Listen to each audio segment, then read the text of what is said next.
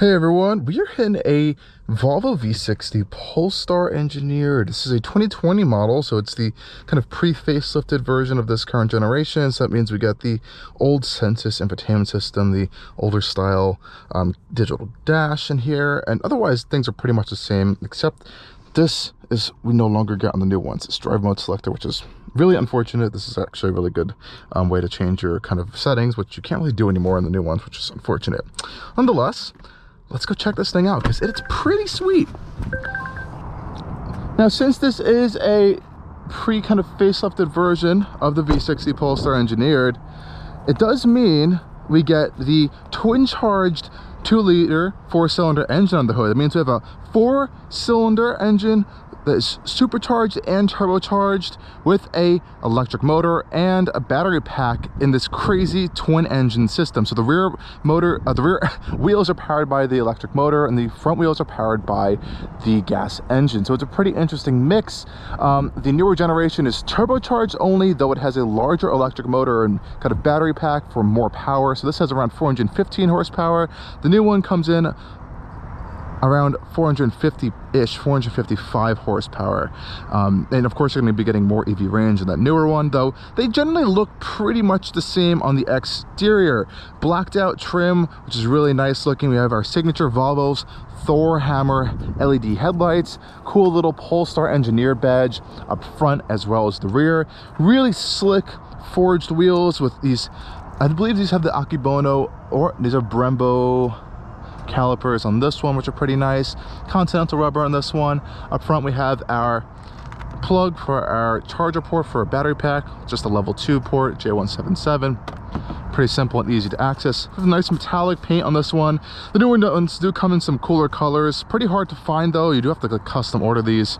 I just think the Wagon looks so nice.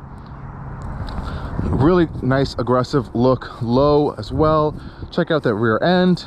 This is the whole point why you buy the Wagon back here, because all that space. Now, keep in mind that actually this older one does have exhaust tips. The new ones do not.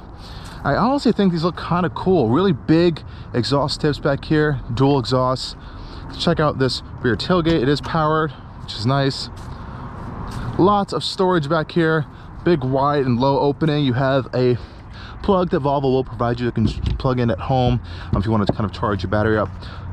A little bit more, some space down here, though not too much, because you do need that battery pack back there.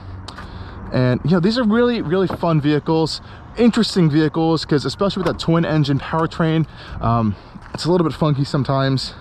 You do have a lot of storage in the back as well to kind of sit in. Really cool seats with this kind of dual material finish. Love the Polestar specific gold seatbelts, goldish yellow seatbelts. Really cool style there. Huge panoramic glass roof, so it always feels nice and spacious in here.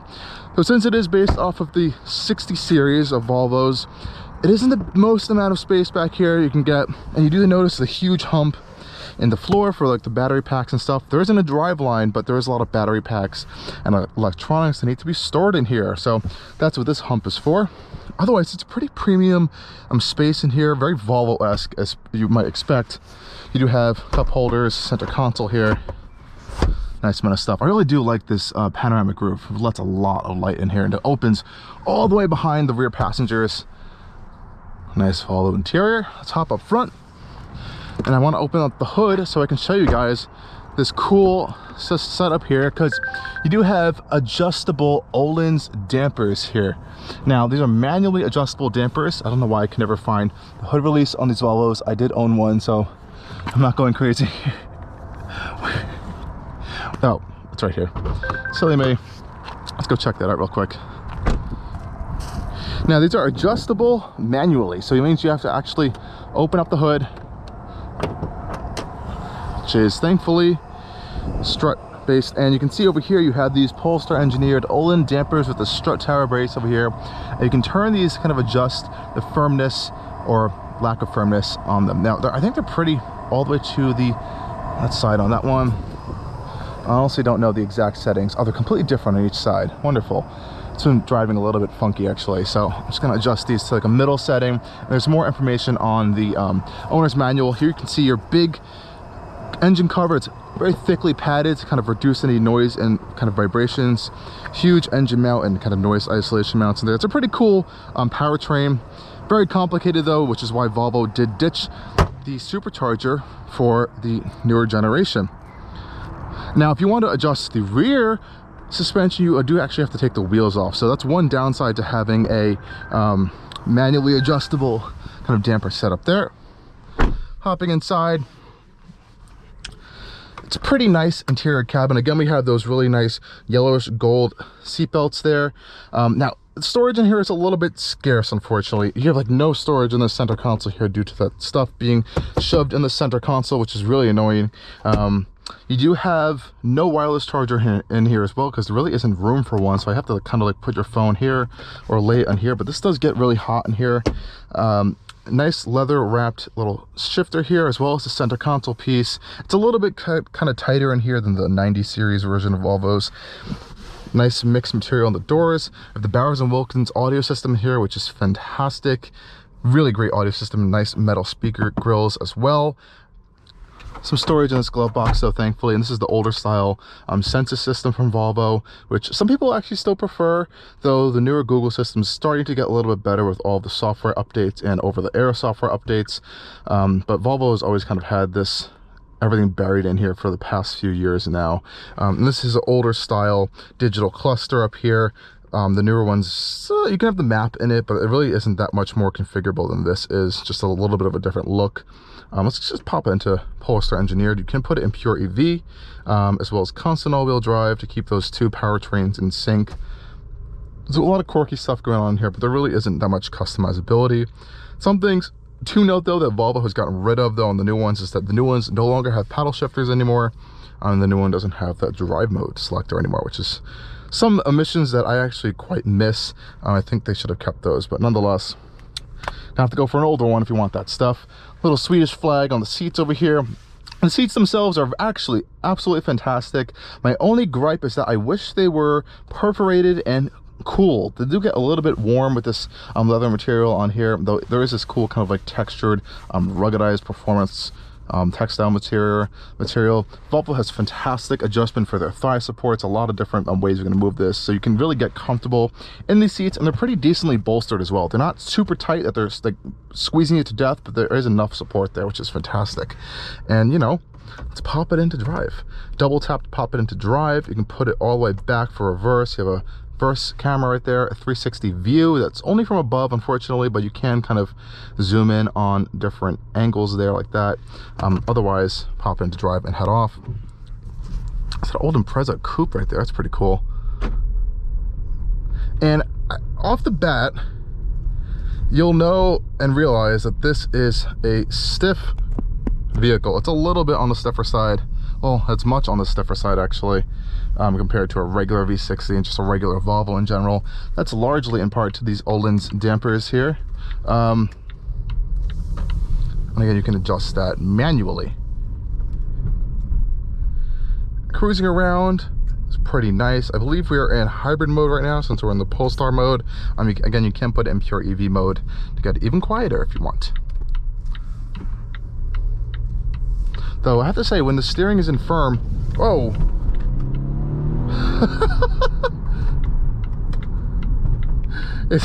It does get really sharp actually, which is quite nice. This thing's a little surprising. It surprised me just a little bit, how kind of the pep of it. And again, this isn't the newer one that has even more power from the electric motor, so it's going to feel even torquier to you. There has been a little hesitation here I've noticed between the two powertrains, especially with the supercharger and the turbocharger having to kind of like work together to build up that power. I think the newer ones with just the turbocharger is a little bit of a cleaner and probably simpler choice that was welcome, I think, for buyers looking at this vehicle. And you do have an individual drive mode you can kind of customize as well. A few different personal preferences, and I honestly miss these drive mode screen on Volvos because it really was pretty customizable, and they just kind of took a lot of that stuff away, as they claim no one was using it, but I don't really think that's true. So you can see all the different stuff here, from brake characteristics to powertrain to steering force, driver display, presets. It's a lot of cool stuff in here you can customize, and it's unfortunate that they got rid of that, but hey, Volvo, I don't think they're going to change that in the future that much. Yeah, it's peppy. It's definitely peppy. A lot of whooshes and sounds and stuff going on there as well from all these different like components of the powertrain. Really cool. And oh, it's like weirdly sharp, no feel of like what's going on, but it's definitely a little sharp there. It's a cool car. It's definitely for a particular type of person though, because it definitely is stiffer around town over some bumps. A lot of bounciness in the side of the vehicle, and I just don't know if that all pairs well together with this chassis.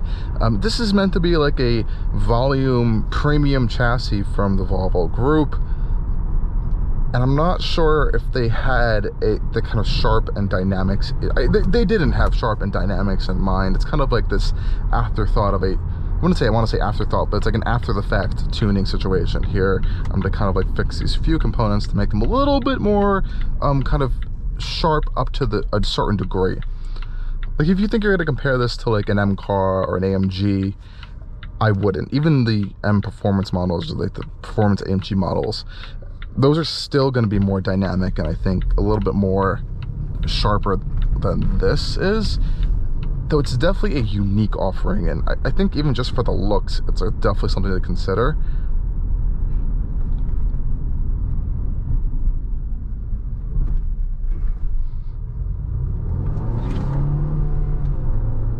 A little bit of some weirdness with the powertrain we may notice there. Oh, Acorn hit us. Power shifters do work. Though, you know, it's nothing that I would want to like play around with. I wouldn't call them fun. This gearbox isn't like a super fun gearbox. It is decently responsive shifts. Nothing too crazy fast or high performance feeling. But they get the job done for sure.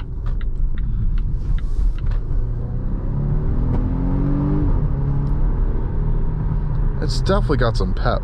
Now the suspension is really stiff. And remember, it's still a plug-in hybrid, so you have that electric motor and battery pack to kind of pup you along around town and help with efficiency in those cases as well, which is really nice. And of course, it introduces that extra amount of power for you when you need it. Since it is a Volvo, you still have all the great highway features, so you have your pilot assist, which is fantastic. You can adjust your following distances here. It's a really fantastic system. It's always been pretty good. Steering assist, radar cruise control, all of that. And you know, these things came pretty well loaded with this full stitched dash, the Bowers & Wilkins audio system. And they're always a treat to see because they just look, I think, so cool. Heavy steering when you're in the Polestar engineered mode as well, and you have a full heads-up display, which really isn't, I wouldn't say full, it's more full in the sense that you can see your speed and some navigation stuff every once in a while. Otherwise there really isn't much there, but you do have that. Kind of a very, very small center console here. This is actually a common thing with the 60s plug-in hybrids. I think it's because like there's probably stuff underneath here for the powertrain that's taking up all the space, but this is like depressing. I wouldn't even have storage there. You do have a glove box though, which is a decent amount of space.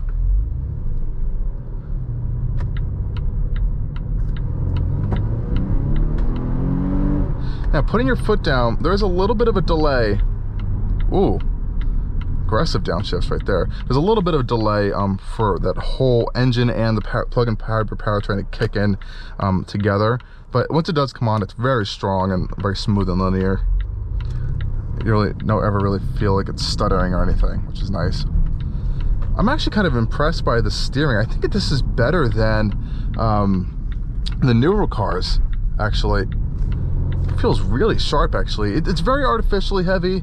Not a lot. I really don't know like what's happening with the front wheels like whatsoever, but it has a nice like sporty heft to it that kind of makes you feel like you're driving something a little bit more serious. And around town it does lighten up a little bit for you, which is pretty nice.